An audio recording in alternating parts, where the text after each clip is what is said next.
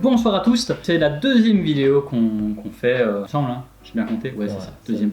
Si vous avez déjà vu la première vidéo, c'est bien, ça veut dire que vous avez suivi les petits défis qu'on vous a lancés la semaine passée. Si vous n'avez pas vu la première vidéo, c'est ou bien que vous ne faites pas partie de mon club de Quidditch, Brussels Quidditch Club, ou bien que vous en faites partie et que vous n'étiez pas sur Discord récemment.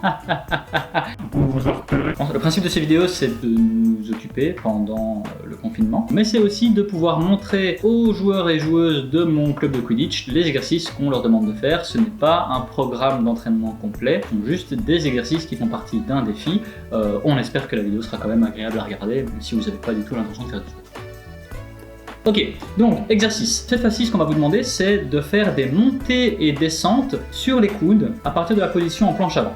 Donc c'est très simple, position en planche avant. Comme d'habitude, comme pour les planches avant normales, comme pour les pompes, on va bien soigner la position du bassin, on rentre légèrement le ventre, on met en action ce muscle transverse, on essaye de sauvegarder l'intégrité de la colonne lombaire en l'allongeant légèrement, en balançant légèrement le bassin, en faisant ce qu'on appelle une rétroversion du bassin.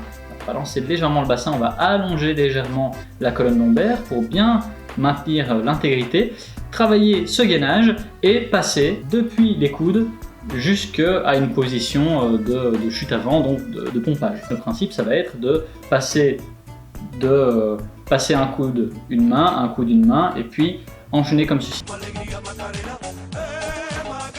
Alors vous avez plusieurs manières de le faire, ou bien vous faites en série et vous faites une série en changeant toujours du même côté, gauche-droite, gauche-droite, gauche-droite, gauche-droite, et ensuite vous faites une autre série en faisant droite-gauche, droite-gauche, droite-gauche, droite-gauche. Ou bien vous pouvez faire une série plus longue en faisant gauche, droite, gauche, droite, droite, gauche, droite, gauche. C'est un défi qui sera comptabilisé en temps et pas en répétition. Donc c'est combien de temps vous pouvez tenir en faisant ce mouvement-là. Il n'y a vraiment pas de problème à le faire lentement. Ce qu'il faut vraiment faire attention, c'est le faire correctement.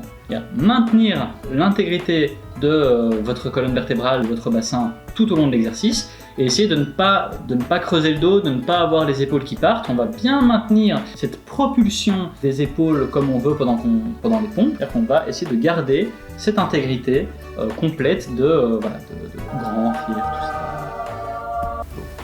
Si c'est vraiment trop difficile, vous pouvez le faire soit sur les genoux, soit en légère décline, c'est-à-dire que vous allez vous mettre sur un fauteuil ou une chaise ou même directement sur la table. Si vous êtes un warrior, vous pouvez tenter de faire les deux en même temps, c'est-à-dire ça devient presque comme une pompe où on va venir poser les coudes au sol et puis remonter les pompes. En parlant de warrior, cette semaine, nous allons faire la position du guerrier. C'est une position de yoga, ce sera notre deuxième défi. La dernière fois, nous avons fait la chaise, cette fois-ci, on fait cette position, donc attention, pas mal de choses à prendre en compte. Si vous n'avez pas l'habitude, c'est vraiment un exercice qui est très bien pour le maintien, la résistance, à apprendre à garder son calme, à gérer sa respiration. Pareil, ce sera un défi qui sera comptabilisé en temps et pas en nombre, en comptant qu'il est impératif de maintenir le même temps des deux côtés, puisque cet exercice est latéralisé. Le principe, on va prendre un écart de jambes qui va être à peu près 2 fois votre bassin, environ 2 fois vos épaules, et se tourner sur le côté, le pied dans l'alignement, le pied avant dans la direction où vous regardez, le pied arrière perpendiculaire. Donc cette position du guerrier, on va venir placer le pied avant dans l'alignement, le pied arrière perpendiculaire, et on va descendre en position de fente sur la jambe avant. Jambe arrière bien tendue. On va essayer comme toujours de bien garder l'intégrité au niveau de la colonne vertébrale, donc on va maintenir ce travail abdominal, on va essayer de rester bien droit, étendre la colonne vertébrale depuis le haut, comme si on était tiré par un fil qui nous suspendait au sol, et on tend les bras de part et d'autre. On essaie de vraiment tendre, se grandir, et on va vraiment essayer de prendre un maximum de place. Donc se tendre latéralement et se grandir tout en gardant l'intégrité au niveau des abdominaux et du bassin. Et on tient aussi longtemps que possible, et puis voilà, petite pause et vous faites l'autre côté. C'est une position qui sert au gainage, qui sert à la respiration, qui sert au travail du maintien. Voilà, donc c'est plein de choses que vous pouvez ajouter. Vous pouvez aussi évidemment descendre plus bas augmenter l'écart entre les jambes. Tout ça, ça va vous permettre de varier, d'ajouter des intérêts, ajouter de l'étirement aussi. Je ne sais pas si vous êtes nombreuses à faire vos étirements régulièrement, mais voilà, c'est quelque chose qu'on va essayer de rajouter prochainement dans nos défis.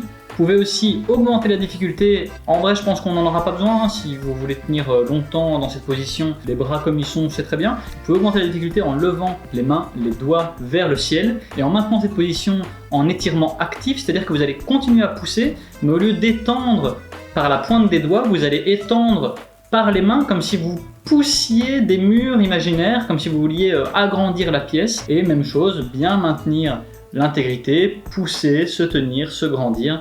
Vous allez voir que ça travaille bien.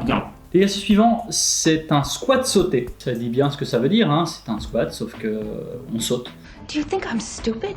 Le principe, c'est comme pour un squat normal, on va essayer de bien descendre, pas trop se pencher en avant, on garde bien le dos droit, on descend aussi bas que possible, viser 90 degrés, mais en vrai, vous pouvez descendre même un peu plus bas. Et en montant, boum, dynamique, on va essayer de sauter et retomber. Les squats sautés qu'on voit la plupart du temps, ce sont des squats où on va retomber à la même position, même écart de jambes. Ici, on va faire des squats sautés qui pourront nous être plus utiles au Quidditch, c'est-à-dire qu'on va essayer de redynamiser ses jambes, garder l'habitude de sauter pour aller chercher les balles en l'air. Et donc, on va faire un squat sauté avec balai. La dernière fois, on vous a un petit peu arnaqué avec cette histoire de balai. On a dit qu'on allait faire du Quidditch et puis finalement le balai il servait à faire des tractions. Bon, cette fois-ci, on va vraiment être en Quidditch style. On va vous demander de faire vos squats sautés avec balai. Balai entre les jambes. Sauter, lâcher le balai, tendre les mains en l'air comme si vous alliez réceptionner une passe. Descendre sur les jambes, toujours serrées en tenant le balai. Et puis récupérer le balai, repartir. On enchaîne. Si c'est possible, on enchaîne en continu. Squat, sauter, réception, hop, re-squat, sauter, réception, etc. La version plus difficile, idéale, pour essayer de travailler un petit peu l'équilibre, ça va être de changer de main à chaque fois. C'est je tiens le balai d'une main, squat, sauter, je redescends, je tiens le balai de l'autre main. Si c'est pas possible avec le balai, si c'est trop difficile, entraînez-vous déjà à le faire sans le balai, et puis vous rajouterez le balai. Vous pouvez aussi le faire de manière un peu moins systématique, c'est-à-dire c'est squat, sauter, réception, remise en position, squat, sauter, réception, remise en position. Si vous n'êtes pas seul en confinement et que quelqu'un peut vous lancer une balle ou un objet ou n'importe quoi, eh ben profitez-en. Ajoutez du plaisir, du bonheur, du Quidditch dans vos vies. Sinon voilà, simplement le squat sauter, c'est ça qu'on vous demande. Vous notez le nombre que vous en faites et c'est parti mon kiki, j'ai envie de dire. Merci beaucoup de m'avoir écouté. J'espère que cette vidéo vous a plu, que vous fassiez partie du club de Quidditch ou pas. Si vous faites partie du club de Quidditch, j'espère qu'elle vous aura servi pour les défis qu'on fait cette semaine. Si vous ne faites pas partie du club de Quidditch, c'est une erreur. Vous pouvez trouver toutes les informations pour vous inscrire dès l'instant où ce confinement sera terminé sur notre page Facebook.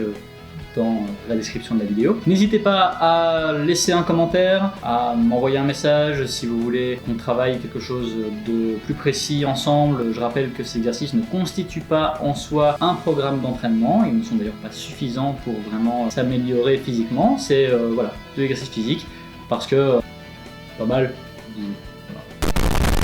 Voilà. Mais j'espère que la vidéo vous aura plu malgré tout et je vous dis à dimanche sur Discord si vous faites partie du club. Allez, bisous.